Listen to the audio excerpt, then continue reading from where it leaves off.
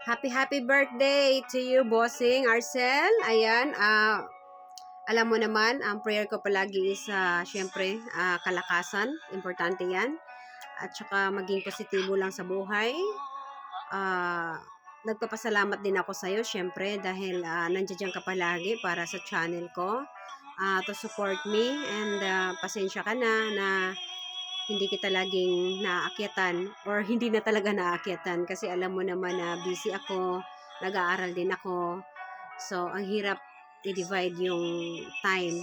At alam mo naman na bawat live mo nandiyan ako, naka-video ako sa iyo. Naka-video ako sa ating family.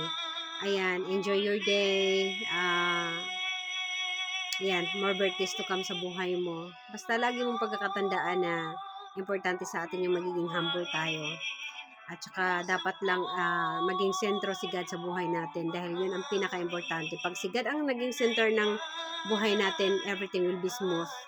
Pati yung natin, lalo na yung puso natin, di ba?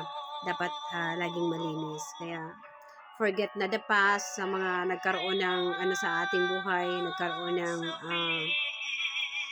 alam mo yun, nagpo-cause ng problem or trouble. Kalimutan na natin yan. Harapin natin yung bukas na dapat magiging ka lang, palagi positibo sa darating.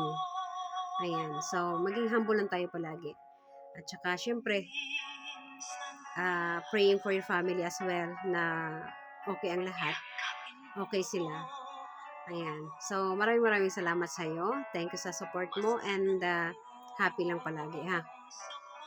Huwag kang mawala ng pag-asa. God bless and happy birthday. See you sa birthday mo. God bless.